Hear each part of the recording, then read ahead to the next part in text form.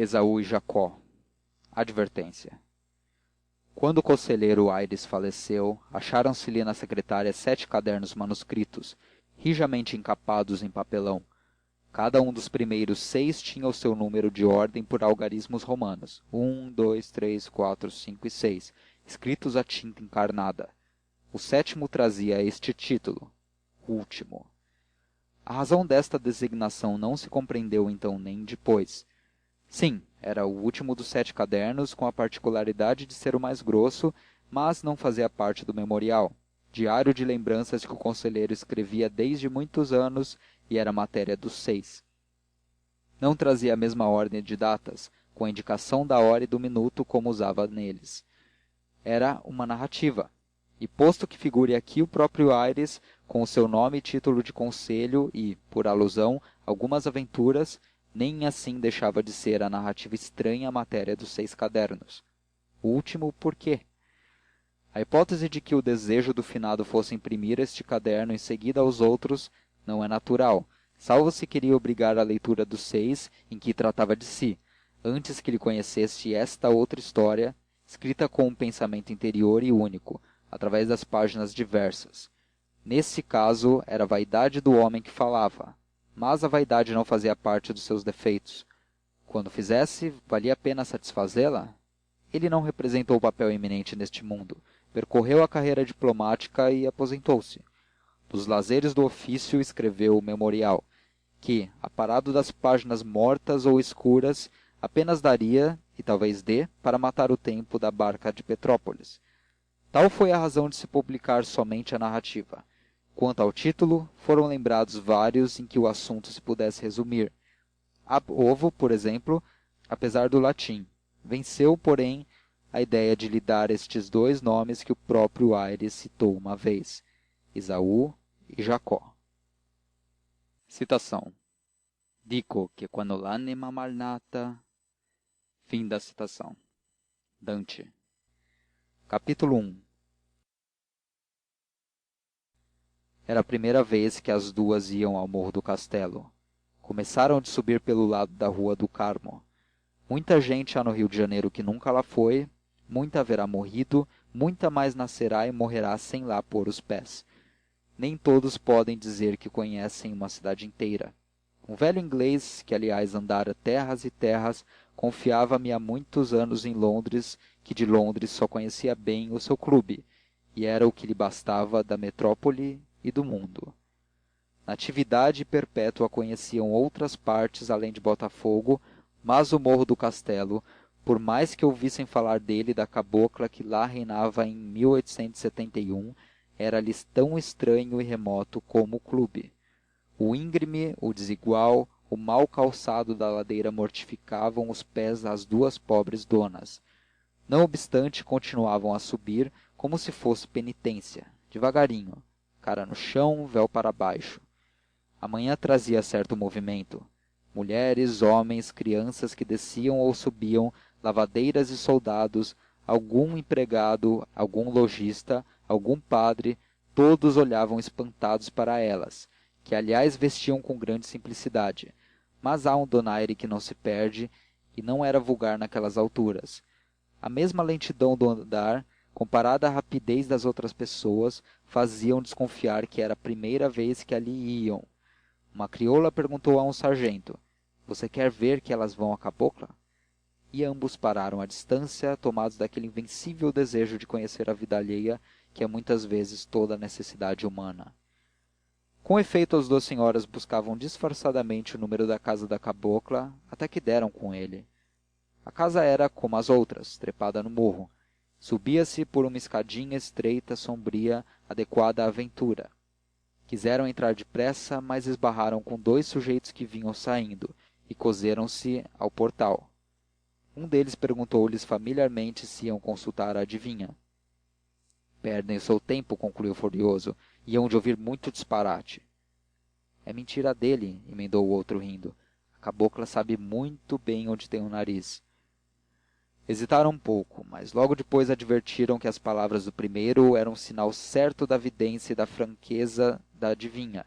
Nem todos teriam a mesma sorte alegre. A dos meninos de Natividade podia ser miserável, então... Enquanto cogitavam, passou fora um carteiro que as fez subir mais depressa para escapar a outros olhos.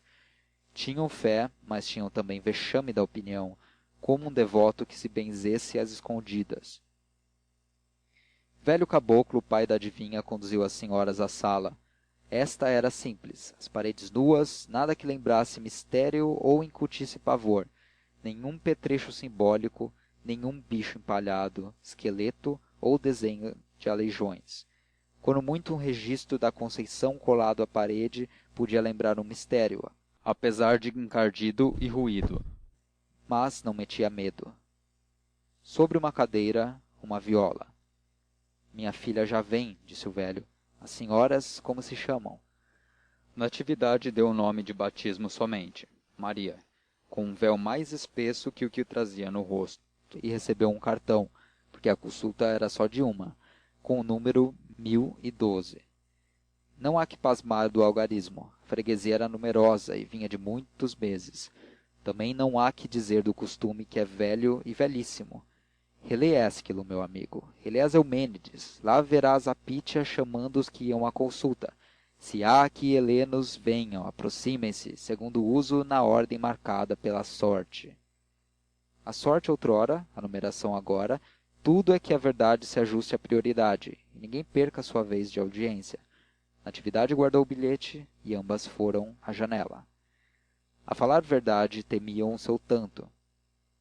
Perpétua menos que Natividade. A aventura parecia audaz e algum perigo possível. Não ponho aqui os seus gestos. Imaginai que eram inquietos e desconcertados. Nenhuma dizia nada. Natividade confessou depois que tinha um nó na garganta. Felizmente a cabocla não se demorou muito. Ao cabo de 3 ou 4 minutos, o pai a trouxe pela mão, erguendo a cortina do fundo. Entra, Bárbara. Bárbara entrou, enquanto o pai pegou na viola e passou ao patamar de pedra à porta da esquerda. Era uma criaturinha leve e breve, saia bordada, chinelinha no pé. Não se lhe podia negar um corpo airoso. Os cabelos apanhados no alto da cabeça por um pedaço de fita enxovalhada faziam-lhe um sordidel natural, cuja borla era suprida por um raminho de arruda. Já vai nisto um pouco de sacerdotisa. O mistério estava nos olhos. Estes eram opacos. Não sempre, nem tanto que não fossem também lúcidos e agudos. Neste último estado eram igualmente compridos, tão compridos e tão agudos que entravam pela gente abaixo, revolviam o coração e tornavam cá fora, prontos para a nova entrada e outro revolvimento. Não te minto dizendo que as duas sentiram tal ou qual fascinação. Bárbara interrogou-as. Natividade disse ao que vinha, entregou-lhe os retratos dos filhos e os cabelos cortados, por lhe haverem dito que bastava. Basta, confirmou Bárbara. Os meninos são seus filhos? São. Cara de um é a cara do outro. São gêmeos, nasceram há pouco mais de um ano. As senhoras podem sentar-se. Natividade disse baixinho à outra que a cabocla era simpática. Não tão baixo que esta não pudesse ouvir também. E daí pode ser que ela, receosa da predição, quisesse aquilo mesmo para obter um bom destino aos filhos. A cabocla foi sentar-se à mesa redonda que estava no centro da sala, virada para as duas. Pôs os cabelos e os retratos defronte de si. Olhou alternadamente para eles e para a mãe, fez algumas perguntas a esta e ficou a mirar os retratos e os cabelos, boca aberta, sobrancelhas cerradas. Custa-me dizer que acendeu um cigarro, mas digo porque é verdade, e o fumo concorda com o ofício. Fora, o pai roçava os dedos na viola, murmurando uma cantiga do sertão do norte. Menina da saia branca, saltadeira de riacho. Enquanto o fumo do cigarro ia subindo, a cara da adivinha mudava de expressão, radiante ou sombria, ora interrogativa, ora explicativa. Bárbara inclinava-se aos retratos, apertava uma madeixa de cabelos em cada mão, e fitava-as, e cheirava-as, e escutava-as, sem a afetação que porventura aches nessa linha. Tais gestos não se poderiam contar naturalmente. Natividade não tirava os olhos dela, como se quisesse lê-la por dentro. E não foi sem grande espanto que lhe ouviu perguntar se os meninos tinham brigado antes de nascer. Brigado? Brigado, sim, senhora. Antes de nascer. Sim, senhora. Pergunto se não teriam brigado no ventre de sua mãe. Não lembra? Natividade, que não tivera gestação sossegada, respondeu efetivamente que sentira movimentos extraordinários e repetidos, dores e insônias. Mas então que era? Brigariam por quê? A cabocla não respondeu. Ergueu-se pouco depois e andou à volta da mesa, lenta como sonâmbula, os olhos abertos e fixos. Depois entrou a dividi-los novamente entre a mãe e os retratos. Agitava-se agora mais, respirando grosso. Toda ela, cara e braços, ombros e pernas, toda era pouca para arrancar a palavra ao destino. Enfim parou, sentou-se exausta, até que se ergueu de salto e foi ter com as duas, tão radiante, os olhos tão vivos e cálidos, que a mãe ficou pendente deles, e não se pôde ter que não pegasse das mãos e lhe perguntasse ansiosa: então, diga, posso ouvir tudo. Bárbara, cheia de alma e riso, deu um suspiro de gosto. A primeira palavra parece que lhe chegou à boca, mas recolheu-se ao coração, virgem dos lábios dela e de alheios ouvidos. Natividade instou pela resposta, que lhe dissesse tudo sem falta. Coisas futuras, murmurou finalmente a cabocla. Mas coisas feias? Oh, não, não, coisas bonitas, coisas futuras. Mas isso não basta, diga-me o resto. Essa senhora é minha irmã e de segredo, mas se é preciso sair, ela sai. Eu fico, diga-me a mim só. Serão felizes? Sim. Serão grandes? Serão grandes, oh, grandes. Deus há de dar-lhes muitos benefícios. Eles hão de subir, subir, subir. Brigaram no ventre da sua mãe, que tem. Cá fora também se briga. Seus filhos serão gloriosos. É só o que lhe digo. Quanto à qualidade da glória, coisas futuras. Lá dentro a voz do caboclo velho ainda uma vez continuava a cantiga do sertão. Trepa-me neste coqueiro, bota-me os cocos abaixo. E a filha, não tendo mais que dizer, ou não sabendo o que explicar, dava aos quadris o gesto da toada, que o velho repetia lá dentro. Menina da saia branca, saltadeira de riacho, trepa-me neste coqueiro, bota-me os cocos abaixo. Quebra coco, sinhá, lá no cocá, se te dá na cabeça há de rachar. Muito hei de me rir, muito hei de gostar. Lelê, coco, naiá. Capítulo 2. Melhor de descer que de subir. Todos os oráculos têm o falar dobrado, mas entendem-se. Natividade acabou entendendo a cabocla, apesar de lhe não ouvir mais nada. Bastou saber que as coisas futuras seriam bonitas, que os filhos seriam grandes e gloriosos para ficar alegre e tirar da bolsa uma nota de 50.000 réis. Era 5 vezes o preço do costume, e valia tanto ou mais que as ricas dádivas de Creso a Pítia. Arrecadou os retratos e os cabelos, e as duas saíram, enquanto a cabocla ia para os fundos à espera de outros. Já havia alguns fregueses à porta, com os números de ordem, e elas desceram rapidamente, escondendo a cara. Perpétua compartia as alegrias da irmã, as pedras também. O muro do lado do mar, as camisas penduradas às janelas, as cascas de banana no chão. Os mesmos sapatos de um irmão das almas que ia a dobrar a esquina da Rua da Misericórdia para a de São José pareciam rir de alegria, quando realmente gemiam de cansaço. Natividade estava tão fora de si que, ao ouvir-lhe pedir para a missa das almas, tirou da bolsa uma nota de 2.000 réis, nova em folha, e deitou à bacia. A irmã chamou-lhe a atenção para o engano, mas não era um engano, era para as almas do purgatório. E seguiram lépidas para o cupê, que as esperava no espaço que fica entre a igreja de São José e a Câmara dos Deputados. Não tinham querido que o carro as levasse até o princípio da ladeira, para que o cocheiro e o lacaio não desconfiassem da consulta. Toda a gente falava então da cabocla do castelo, era o assunto da cidade. Atribuíam-lhe um poder infinito, uma série de milagres, sortes, achados, casamentos. Se as descobrissem, estavam perdidas, embora muita gente boa lá fosse. Ao vê-las dando a esmola ao irmão das almas, o lacaio trepou à almofada e o cocheiro tocou os cavalos. A carruagem veio buscá-las e guiou para o Botafogo. Capítulo 3. A esmola da felicidade. Deus lhe acrescente, minha senhora devota, exclamou o irmão das almas ao ver a nota cair em cima de 2 níqueis de tostão e alguns vinténs antigos. Deus lhe dê todas as felicidades dos céus e da terra. E as almas do purgatório peçam a Maria Santíssima que recomende a senhora dona a seu bendito filho. Quando a sorte ri, toda a natureza ri também, e o coração ri com tudo mais. Tal foi a explicação que, por outras palavras menos especulativas, deu o irmão das almas aos 2.000 réis. A suspeita de ser a nota falsa não chegou a tomar o pé no cérebro deste. Foi alucinação rápida. Compreendeu que as damas eram felizes, e, tendo o uso de pensar alto, disse piscando o olho, enquanto elas entravam no carro: aquelas duas viram passarinho verde, com certeza. Sem rodeios, supôs que as duas senhoras vinham de alguma aventura amorosa, e deduziu isso de 3 fatos, que sou obrigado a enfileirar aqui para não deixar este homem sob a suspeita de caluniador gratuito. O primeiro foi a alegria delas, o segundo, o valor da esmola, o terceiro, o carro que as esperava a um canto, como se elas quisessem esconder do cocheiro o ponto dos namorados. Não concluas tu que ele tivesse sido cocheiro algum dia, e andasse a conduzir moças antes de servir às almas.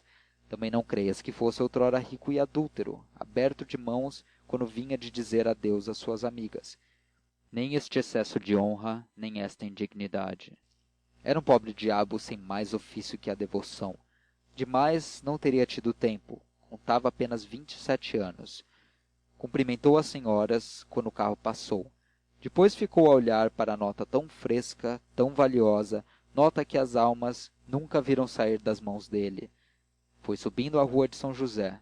Já não tinha ânimo de pedir, a nota fazia-se ouro, e a ideia de ser falsa voltou-lhe ao cérebro, e agora mais frequente até que se lhe pegou por alguns instantes.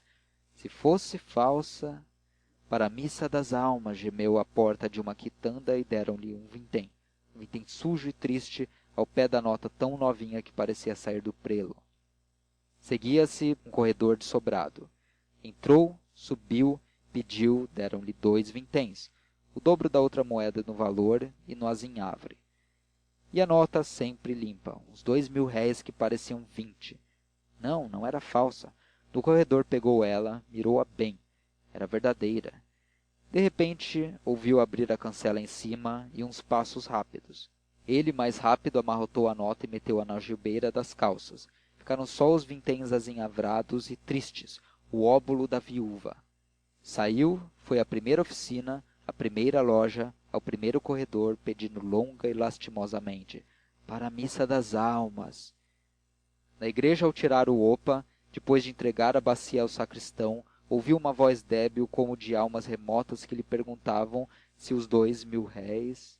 Os 2.000 réis, dizia outra vez menos débil, era naturalmente dele, que, em primeiro lugar, também tinha alma, e, em segundo lugar, não recebera nunca tão grande esmola. Quem quer dar tanto vai à igreja ou compra uma vela, não põe assim uma nota na bacia de esmolas pequenas. Se minto, não é de intenção. Em verdade, as palavras não saíram assim articuladas e claras, nem as débeis, nem as menos débeis. Todas faziam uma zoeira aos ouvidos da consciência. Traduzia-as em língua falada, a fim de ser entendido das pessoas que me leem. Não sei como se poderia transcrever para o papel um rumor surdo e outro menos surdo, um atrás de outro e todos confusos para o fim, até que o segundo ficou só. Não tirou a nota a ninguém. A dona que pôs na bacia por sua mão. Também ele era alma. À porta da sacristia, que dava para a rua, ao deixar cair o reposteiro azul escuro debruado de amarelo, não ouviu mais nada. Viu um mendigo que lhe estendia o chapéu roto e sebento. Meteu vagarosamente a mão no bolso do colete, também roto, e aventou uma moedinha de cobre que deitou ao chapéu do mendigo, rápido, às escondidas, como quer o evangelho. Eram 2 vinténs. Ficavam-lhe 1.960 réis. E o mendigo, como ele saísse depressa, mandou-lhe atrás estas palavras de agradecimento, parecidas com as suas: Deus lhe acrescente, meu senhor, e lhe dê... Capítulo 4. A missa do cupê. Natividade ia pensando na cabocla do castelo, na predição da grandeza e na notícia da briga. Tornava a lembrar-se que de fato a gestação não fora sossegada, mas só lhe ficava a sorte da glória e da grandeza. A briga lá ia, se a houve. O futuro sim, esse é que era o principal, ou tudo. Não deu pela praia de Santa Luzia. No Largo da Lapa interrogou a irmã sobre o que pensava da adivinha. Perpétua respondeu que bem, que acreditava, e ambas concordaram que ela parecia falar dos próprios filhos, tal era o entusiasmo. Perpétua ainda a repreendeu pelos 50.000 réis dados em paga. Bastavam 20. Não faz mal. Coisas futuras. Que coisas serão? Não sei. Futuras. Mergulharam outra vez no silêncio. Ao entrar no catete, Natividade recordou a manhã em que ali passou naquele mesmo coupé e confiou ao marido o estado de gravidez. Voltavam de uma missa de defunto na igreja de São Domingos. Na igreja de São Domingos disse hoje uma missa por alma de João de Melo, falecido em Maricá. Tal foi o anúncio que ainda agora podes ler em algumas folhas de 1869. Não me ficou o dia. O mês foi agosto. O anúncio está certo, foi aquilo mesmo, sem mais nada, nem o nome da pessoa ou pessoas que mandaram dizer a missa, nem hora, nem convite. Não se disse sequer que o defunto era escrivão, ofício que só perdeu com a morte. Enfim, parece que até lhe tiraram um nome. Ele era, se estou bem informado, João de Melo e Barros. Não se sabendo quem mandava dizer a missa, ninguém lá foi. A igreja escolhida deu ainda menos relevo ao ato. Não era vistosa, nem buscada, mas velhota, sem galas nem gente, metida ao canto de um pequeno largo, adequada à missa recôndita e anônima. Às 8 horas parou um coupé à porta. O lacaio desceu, abriu a portinhola, desbarretou-se e perfilou-se. Saiu um senhor e deu a mão a uma senhora. A senhora saiu e tomou o braço ao senhor, atravessaram um pedacinho do largo e entraram na igreja. Na sacristia era tudo espanto. A alma em tais sítios atraíra um carro de luxo, cavalos de raça, 2 pessoas tão finas que não seriam como as outras almas ali sufragadas. A missa foi ouvida sem pêsames nem lágrimas. Quando acabou, o senhor foi à sacristia dar as espórtulas. O sacristão, agasalhando na algibeira a nota de 10.000 réis que recebeu, achou que ela provava a sublimidade do defunto. Mas que defunto era esse? O mesmo pensaria a caixa das almas, se pensasse, quando a luva da senhora deixou cair dentro uma pratinha de 5 tostões. Já então havia na igreja meia dúzia de crianças maltrapilhas e, fora, alguma gente às portas e no largo, esperando. O senhor, chegando à porta, relanceou os olhos, ainda que vagamente, e viu que era objeto de curiosidade. A senhora trazia os seus no chão, e os dois entraram no carro, com o mesmo gesto, o lacaio bateu a portinhola e partiram. A gente local não falou de outra coisa naquele e nos dias seguintes. O sacristão e vizinhos relembravam o coupé com orgulho. Era a missa do coupé. As outras missas vieram vindo, todas a pé, algumas de sapato roto, não raras descalças, capinhas velhas, morins estragados, missas de chita, ao domingo, missas de tamancos. Tudo voltou ao costume, mas a missa do coupé viveu na memória por muitos meses. Afinal, não se falou mais nela. Esqueceu como um baile. Pois o coupé era este mesmo. A missa foi mandada dizer por aquele senhor cujo nome é Santos e o defunto era seu parente, ainda que pobre.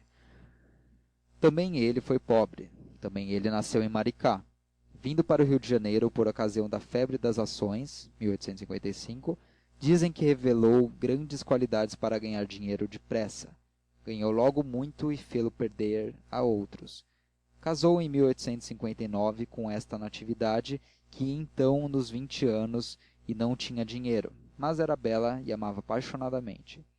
A fortuna os abençoou com a riqueza. Anos depois tinham eles uma casa nobre, carruagem, cavalos e relações novas e distintas. Dos 2 parentes pobres de Natividade morreu o pai em 1866. Restava-lhe uma irmã. Santos tinha alguns em Maricá, a quem nunca mandou dinheiro, fosse mesquinhez, fosse habilidade. Mesquinhez não creio. Ele gastava largo e dava muitas esmolas. Habilidade seria, tirava-lhes o gosto de vir cá pedir-lhe mais. Não lhe valeu isto com João de Melo, que um dia apareceu aqui a pedir-lhe emprego. Queria ser como ele, diretor de banco. Santos arranjou-lhe depressa um lugar de escrivão no Cível em Maricá e despachou-o com os melhores conselhos deste mundo. João de Melo retirou-se com a escrivania e dizem que uma grande paixão também. Natividade era a mais bela mulher daquele tempo. No fim, com seus cabelos quase sexagenários, fazia crer na tradição. João de Melo ficou alucinado quando a viu. Ela conheceu isso e portou-se bem. Não lhe fechou o rosto, é verdade, e era mais bela assim que zangada. Também não lhe fechou os olhos, que eram negros e cálidos. Só lhe fechou o coração. Um coração que devia amar como nenhum outro, foi a conclusão de João Melo uma noite em que a viu ir decotada a um baile. Teve ímpeto de pegar nela, descer, voar, perderem-se. Em vez disso, uma escrivania em Maricá. Era um abismo. Caiu nele. 3 dias depois saiu do Rio de Janeiro para não voltar. A princípio escreveu muitas cartas ao parente com a esperança de que ela as lesse também e compreendesse que algumas palavras eram para si. Mas Santos não lhe deu resposta, e o tempo e a ausência acabaram por fazer de João de Melo um excelente escrivão. Morreu de uma pneumonia. Que o motivo da pratinha de Natividade deitada à caixa das almas fosse pagar a adoração do defunto, não digo que sim, nem que não. Faltam-me pormenores. Mas pode ser que sim, porque essa senhora não era menos grata que honesta. Quanto às larguezas do marido, não esqueças que o parente era defunto, e defunto um parente menos. Capítulo 5. Há contradições explicáveis. Não me peças a causa de tanto encolhimento no anúncio e na missa, e tanta publicidade na carruagem, lacaio e libré. Há contradições inexplicáveis. Um bom autor que inventasse a sua história, ou prezasse a lógica aparente dos acontecimentos, levaria o casal Santos a pé ou em caleça de praça ou de aluguel. Mas eu, amigo, eu sei como as coisas se passaram, e refiro-as tais quais. Quando muito explico-as, com a condição de que tal costume não pegue. Explicações comem tempo e papel, demoram a ação e acabam por enfadar. O melhor é ler com atenção. Quanto à contradição de que se trata aqui, é de ver que naquele recanto de um larguinho modesto nenhum conhecido daria com eles, ao passo que eles gozariam o assombro local. Tal foi a reflexão de Santos, se pode dar semelhante nome a um movimento interior que leva a gente a fazer antes uma coisa que outra. Resta a missa. A missa em si mesma bastava que fosse sabida no céu e em Maricá. Propriamente vestiram-se para o céu. O luxo do casal temperava a pobreza da oração. Era uma espécie de homenagem ao finado. Se a alma de João de Melo os visse de cima, alegrar-se-ia do apuro em que eles foram rezar por um pobre escrivão. Não sou eu que o digo, Santos é o que o pensou. Capítulo 6. Maternidade. A princípio vieram calados. Quando muito Natividade queixou-se da igreja que lhe sujara o vestido. Venho cheia de pulgas, continuou ela. Por que não fomos a São Francisco de Paula ou a Glória, que estão mais perto e são limpas? Santos trocou as mãos à conversa e falou das ruas mal caçadas que faziam dar solavancos ao carro. Com certeza quebravam-lhe as molas. Natividade não replicou, mergulhou no silêncio, como naquele outro capítulo 20 meses depois, quando tornava do castelo com a irmã. Os olhos não tinham a nota de deslumbramento que trariam então. Iam parados e sombrios, como de manhã e na véspera. Santos, que já reparara nisso, perguntou-lhe o que é que tinha. Ela, não sei se lhe respondeu de palavra. Se alguma disse, foi tão breve e surda que inteiramente se perdeu. Talvez não passasse de um simples gesto de olhos, um suspiro ou coisa assim.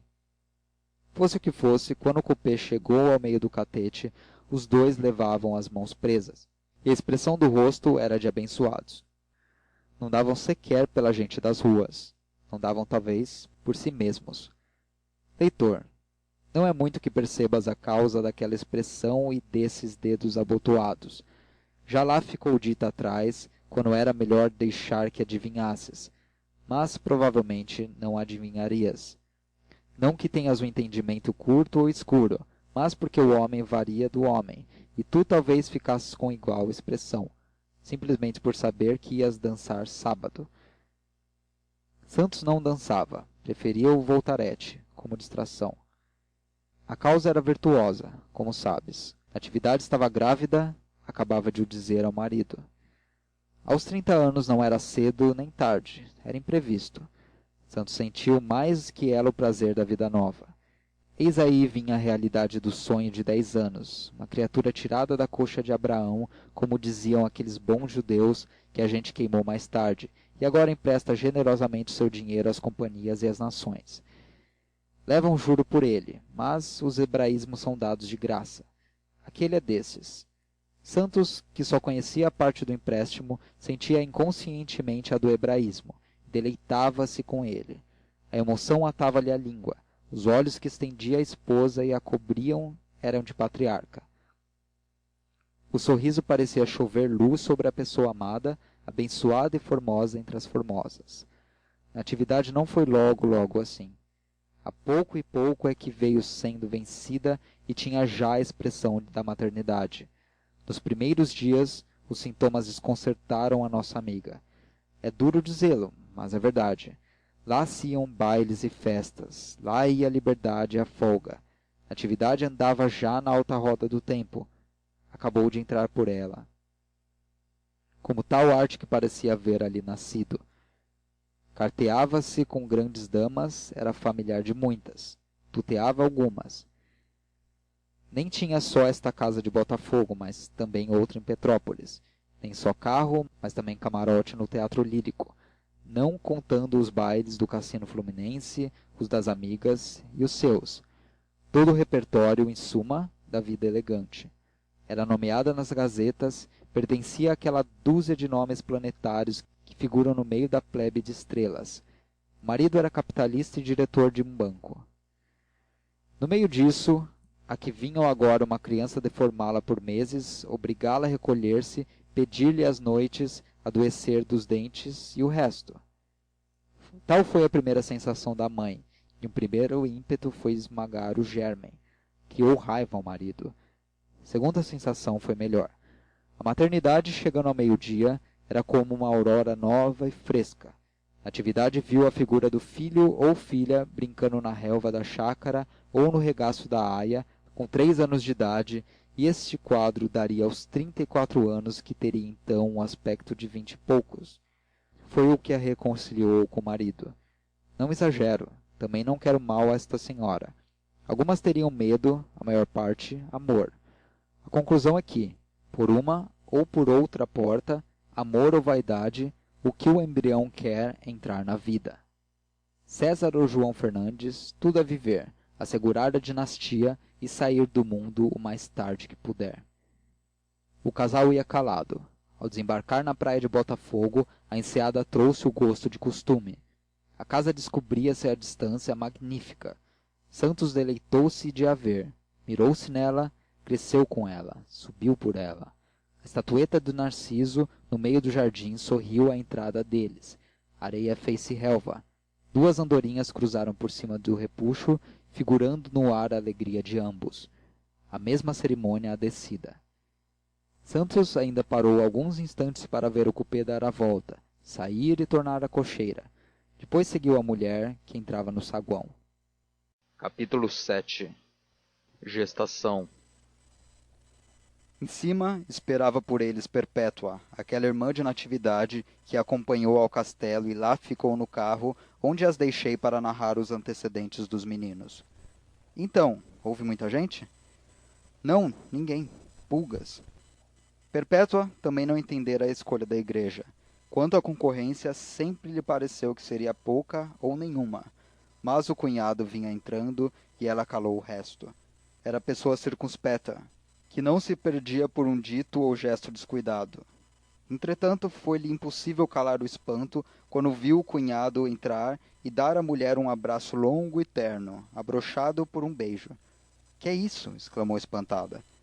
Sem reparar no vexame da mulher, Santos deu um braço à cunhada e ia dar-lhe um beijo também, se ela não recuasse a tempo e com força.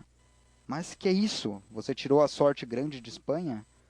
Não, coisa melhor. Gente nova. Santos conservara alguns gestos e modos de dizer dos primeiros anos, tais que o leitor não chamará propriamente familiares. Também não é preciso chamar-lhes nada. Perpétua, afeita a eles, acabou sorrindo e dando-lhe parabéns. Já então Natividade os deixara para se ir despir. Santos, meio arrependido da expansão, fez-se sério e conversou da missa e da igreja. Concordou que esta era decrépita e metida a um canto, mas alegou razões espirituais. Que a oração era sempre oração, onde quer que a alma falasse a Deus. Que a missa, a rigor, não precisava estritamente de altar, o rito e o padre bastavam ao sacrifício. Talvez essas razões não fossem propriamente dele, mas ouvidas a alguém, decoradas sem esforço e repetidas com convicção. A cunhada opinou de cabeça que sim. Depois falaram do parente morto e concordaram piamente que era um asno. Não disseram este nome, mas a totalidade das apreciações vinha a dar nele, acrescentado de honesto e honestíssimo. Era uma pérola, concluiu Santos. Foi a última palavra da necrologia. Paz aos mortos. Dali em diante vingou a soberania da criança que alvorecia. Não alteraram os hábitos nos primeiros tempos, e as visitas e os bailes continuaram como dantes, até que pouco a pouco Natividade se fechou totalmente em casa. As amigas iam vê-la.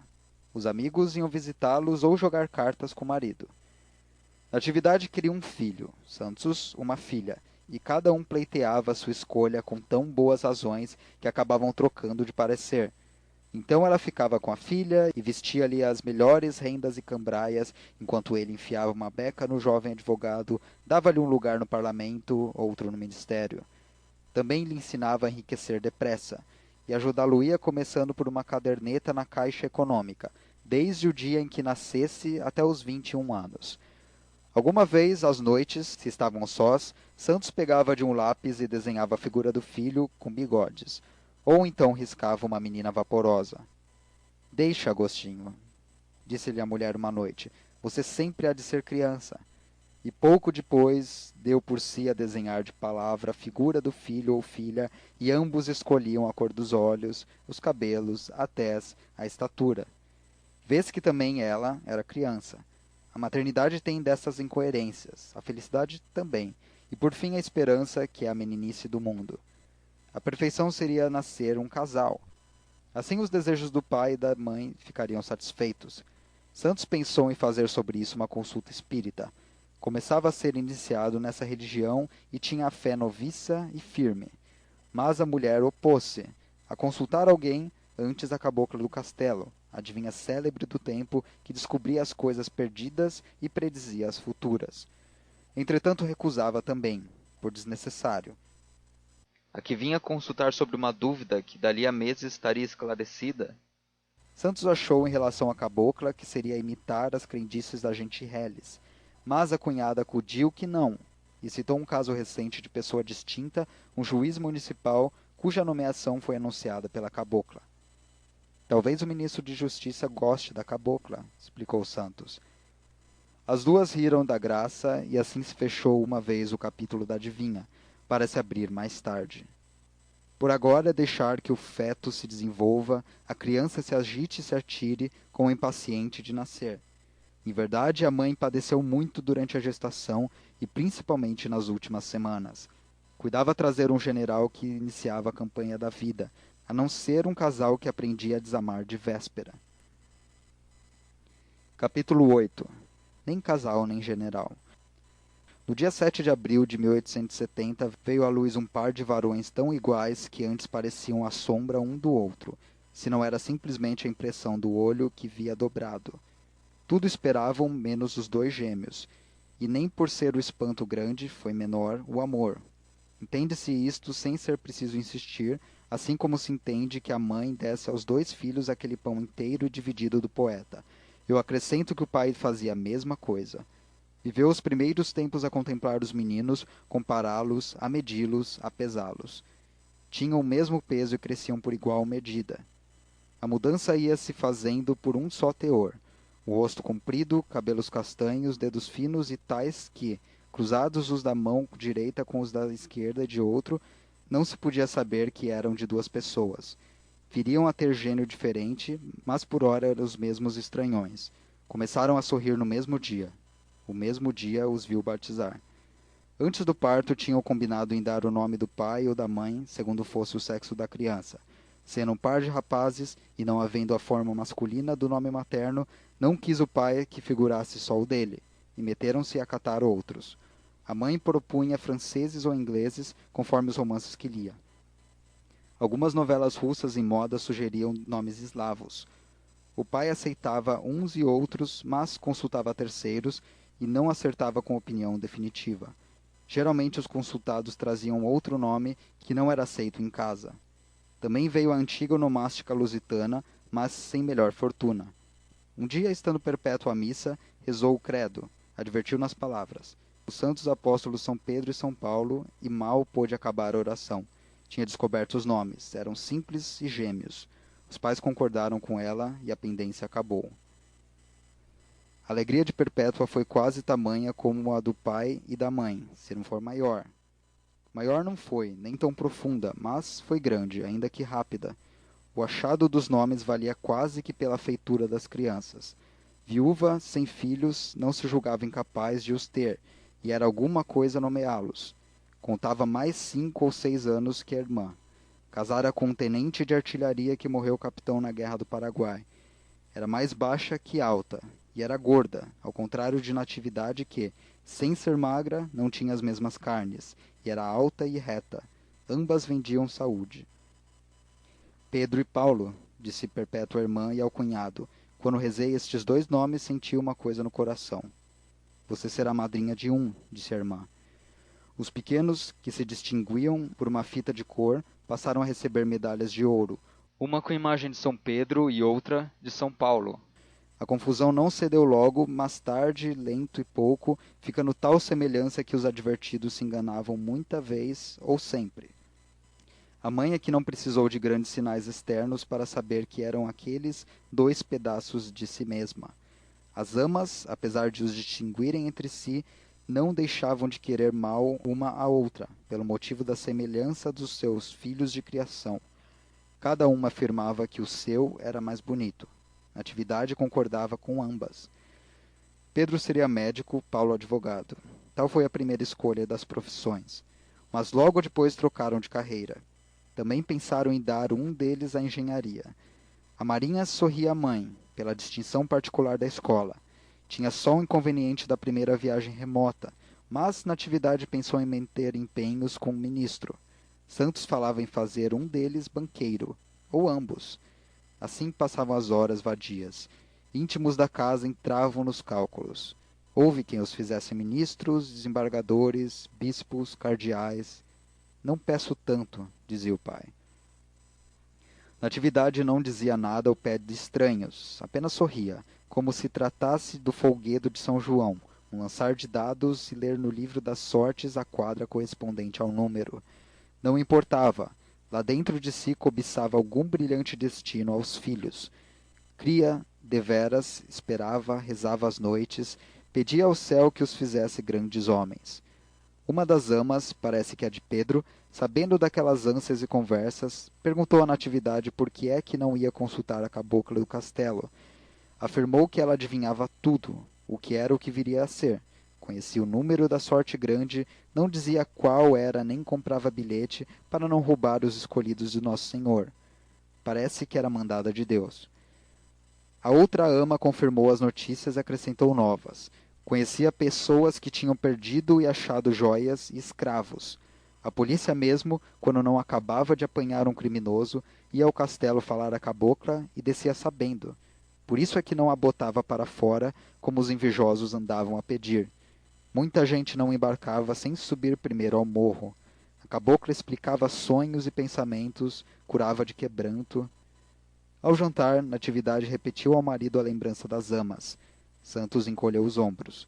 Depois examinou rindo a sabedoria da cabocla, principalmente a sorte grande. Era incrível que, conhecendo o número, não comprasse bilhete. Natividade achou que era o mais difícil de explicar, mas podia ser invenção do povo. Só empreste dinheiro para os ricos. Acrescentou rindo. O marido, que estivera na véspera com o desembargador, repetiu as palavras dele que, enquanto a polícia não pusesse cobro ao escândalo... O desembargador não concluíra. Santos concluiu com um gesto vago. Mas você é espírita, respondeu a mulher. Perdão, não confundamos, replicou ele com gravidade. Sim, podia consentir numa consulta espírita. Já pensara nela. Algum espírito podia dizer-lhe a verdade em vez de uma adivinha de farsa. Natividade defendeu a cabocla. Pessoas da sociedade falavam dela a sério. Não queria confessar ainda que tinha fé, mas tinha. Recusando ir outrora, foi naturalmente a insuficiência do motivo que lhe deu a força negativa. Que importava saber o sexo do filho? Conhecer o destino dos dois era mais imperioso e útil. Velhas ideias que lhe incutiram em criança vinham agora emergindo do cérebro e descendo ao coração. Imaginava ir com os pequenos ao Morro do Castelo a título de passeio. Para quê? Para confirmá-la na esperança de que seriam grandes homens. Não lhe passara pela cabeça a predição contrária. Talvez a leitora, no mesmo caso, ficasse aguardando o destino. Mas a leitora, além de não crer, nem todos creem, pode ser que não conte mais de 20 a 22 anos de idade e terá a paciência de esperar. Natividade de si para si confessava aos 31 e temia não ver a grandeza dos filhos. Podia ser que a visse, pois também se morre velha, e alguma vez de velhice. Mas acaso teria o mesmo gosto? Ao serão, a matéria da palestra foi a cabocla do castelo, por iniciativa de Santos, que repetia as opiniões da véspera e do jantar. Das visitas, algumas contavam o que ouviam dela.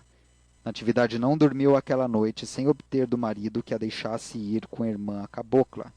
Não se perdia nada, bastava levar os retratos dos meninos e um pouco dos cabelos. As amas não saberiam nada da aventura. No dia aprazado meteram-se as duas no carro, entre 7 e 8 horas, com pretexto de passeio, e lá se foram para a Rua da Misericórdia. Sabes já que ali se apearam entre a igreja de São José e a Câmara dos Deputados, e subiram aquela até a Rua do Carmo, onde esta pega com a ladeira do castelo. Indo a subir, hesitaram, mas a mãe era mãe, e já agora faltava pouco para ouvir o destino.